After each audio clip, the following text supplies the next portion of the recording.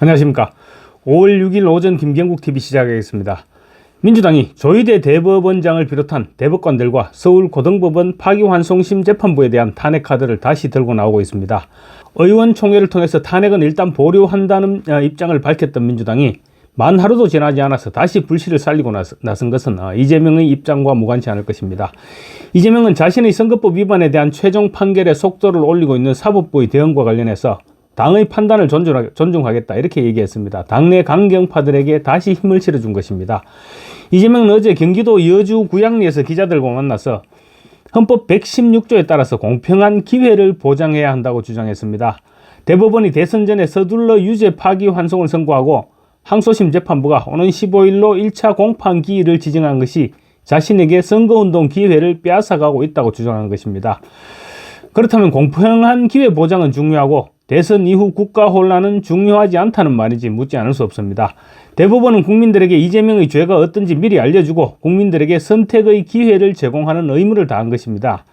만약 그런 상황을 방치해둔 상태에서 이재명이 대통령의 당선이라도 됐을 경우 대법원에서 대선 이후 유죄를 선고하면 상황이 엄청나게 복잡해질 수밖에 없습니다. 또 국민들로부터도 왜 법원에서 미리 결정을 내려주지 않아서 범죄자에게 투표를 하도록 방치했느냐 이런 비판에 직면할 수도 있는 것입니다. 뿐만 아닙니다. 이재명이 대통령에 당선된 이후 진행 중인 형사재판을 계속할 것인지에 대한 논란은 국론을 분열시킬 뿐만 아니라 심각한 상황으로 연결될 수도 있는 것입니다. 그래서 대법원은 앞당겨 결론을 내릴 수밖에 없었던 것입니다.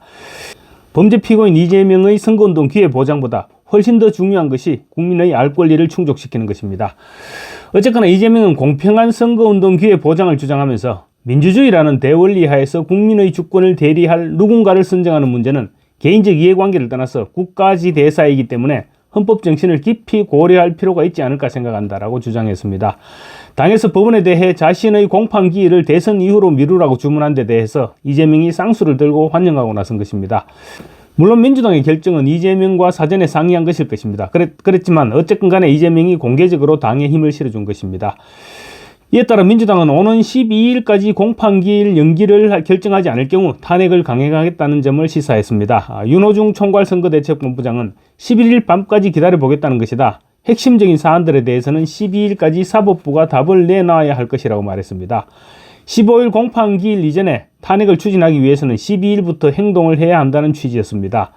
대법관 등에 대한 민주당의 탄핵 압박에 대해서 이재명은 내란 극복을 위해서 당에서 국민 눈높이에 맞춰 필요한 조치를 잘 해낼 것이라고 생각한다.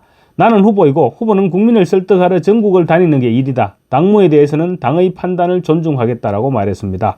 사실상 사전조율이 되었다는 말이죠. 이렇게 중대한 사안을 당 후보와 상의하지 않고 당에서 마음대로 결정하지는 못했을 것입니다. 이재명은 지난 1일 밤 민주당이 최상목 경제부총리를 탄핵하겠다고 압박해서 사표를 제출하게 했을 때도 같은 말을 했습니다. 당시 최 부총리 탄핵과 관련해서 의원총회에서 의원들의 반대가 이어지자 박찬대는 후보의 뜻이기도 하다라고 밝혀서 반발을 진정시켰습니다. 대법원장과 대법관 그리고 담당 판사들을 탄핵한다는 것은 사법부를 완전히 와해시키는 일입니다. 입법부에 의한 사법부 와해는 헌법에 명시된 상권 분립의 정면으로 위배되는 일이기도 합니다. 벌써 중도층이 빠져나가는 것이 눈에 보이고 있는 상황에서 이런 중차대한 일을 당 대통령 후보와 상의하지 않고 결정할 수는 없는 일입니다. 그런데 이재명은 태연하게 자기는 모르는 일이라고 얘기하고 있는 것입니다. 여론의 역풍을 맞게 되더라도 피해를 최소화시키겠다는 것이죠. 민주당 원내 지도부 핵심 관계자는 기자들에게 조희대 대법원장뿐만 아니라 대법관 10명의 탄핵안을 미리 써놓아야 할 것 같다라고 말했습니다. 아마 파기환송 재판부도 탄핵 대상에 포함시키지 않을까 싶습니다. 그런데 솔직히 저는 지금도 과연 민주당이 그렇게 밀어붙일 수 있을까라는 생각을 지울 수가 없습니다. 자기를 재판한 판사를 탄핵한다는 것은 제 상식으로 받아들일 수 없고 또 민주주의 국가에서 절대로 일어나서도 안 되는 일이기 때문입니다. 그리고 15일이라면 대선이 19일 앞으로 다가온 시점인데 그 시점에 대법원장과 대법관 그리고 파기환송재판부 판사까지 탄핵하고서 국민들에게 표를 달라고 할 수 있을까요? 도대체 국민들을 뭘로 봐야 저런 일을 저지를 수 있겠습니까? 대선을 포기했다거나 아니면 무슨 짓을 하더라도 대선에서는 무조건 이길 수 있다는 확신이 없다면 저렇게 밀어붙이지는 못할 것입니다. 그게 아니라면 파기환송 재판부가 이재명에게 집행유예가 아닌 실형을 선고할 수도 있다는 위기의식을 느낄 수도 있을 것인데 어쨌거나 대선을 앞두고 쉽사리 결정할 수 있는 일은 절대 아닙니다. 이재명은 지난 총선 때도 선거를 앞두고 절대로 해서는 안 될 짓들을 했습니다. 온 국민의 비난을 받았던 양문석이나 김준혁 같은 인사들에 대한 공천을 끝까지 밀어붙였죠. 그리고 자기에게 반대한 인사를 단 한 명도 살려놓지 않는 비명행사 공천을 강행했습니다. 총선을 포기하고 백석에 미치지 못한다고 하더라도 확실한 충성파들로 당을 꾸려나가겠다는 생각을 하고 있는 것이 아니냐, 그런 분석이 나돌 정도로 제멋대로 공천을 했습니다. 그렇지만 결과는 총선에서 압도적으로 승리를 했습니다. 국민의 선택이라고는 믿겨지지 않는 그런 결과였습니다. 이재명이 대선을 앞두고 만약에 이번에도 대법원장과 대법관 탄핵을 강행한다면 투표 이외에 뭔가 있다, 이렇게 의심하지 않을 수가 없습니다. 개표 결과와 무관하게 이길 수 있다는 자신이 서지 않고서는 할 수 없는 일이기 때문입니다. 이재명의 방탄을 위해서 사법부를 와해시키겠다고 하는데 어떤 국민이 가만히 있겠습니까?